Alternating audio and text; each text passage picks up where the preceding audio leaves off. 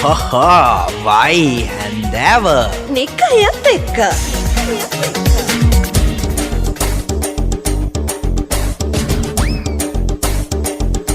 දිල් එංගලන්තයේ හිරේට නියම වෙච්ච හරි අපූරු හොරෙක් ගැන තමයි මේ ඊළඟ නිවුස් එක.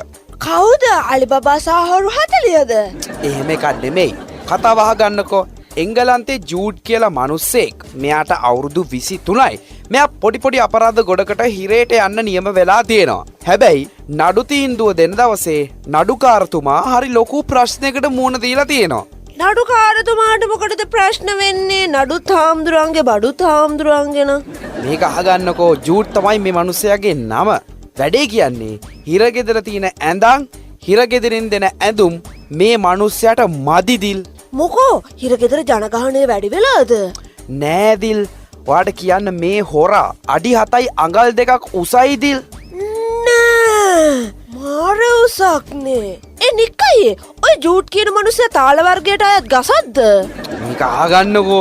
ඔයාට කියන්න හිරගෙදර ඇඳන් වල මේ මිනිස්සයාට නිදා ගන්න මදි. හිරගෙදර දැන්ට මහලා තියෙන සූට් අඳින්නත් බැරි නිසා තමයි මේ විනිසුරුවරයා සෑහෙන ලොකු ප්‍රශ්නයකට මුහුණ දීලා තියෙන්නේ. හැබැයි කොහොම හරි නඩු තීන්දුව දෙද්දිම ඒ විනිසුරුතුමා කියලා තියෙනවා ජූඩ්ව මේ වැරදි වලට හිරගෙදර යවන්නේ නිවාස අඩස්සියේ තමයි තියන්නේ. මොකද හිරගෙදර තියෙන ඇඳන් ඇඳුම් මේ හැම එකක්ම මේ මිනිස්සයාට මදි කියලා. ඊට පස්සේ පොලිසියට කියලා තියෙනවා මාස 12ක් මේ මිනිස්සයා සමාජ සේවා කටයුතු වලට එකතු කරගන්න කියලාත් ආරංචි වෙනවා. අට කියන්න ගිය අවුරුද්දේ තමයි මේ ලෙඩේ හොයාගෙන තියෙන්නේ. මේ මිනිස්සයා ගිය අවුරුද්දේ ඉඳන් හරි අමුතු විදිහට උස්මහත් වෙනවලු. මේ ගත්තු තීන්දුව වෙනුවෙන් ඒ පැත්තේ විනිශ්චයකාරතුමාට ගොඩාක් හොඳ කමෙන්ට්ස් තියනවා කියලාත් ආරංචි වෙනවා. නිකයි එහෙනම් ඔය උස ජූඩ් අයියට මම සින්දුවක් කියන්නද? කියනවා බලන්න.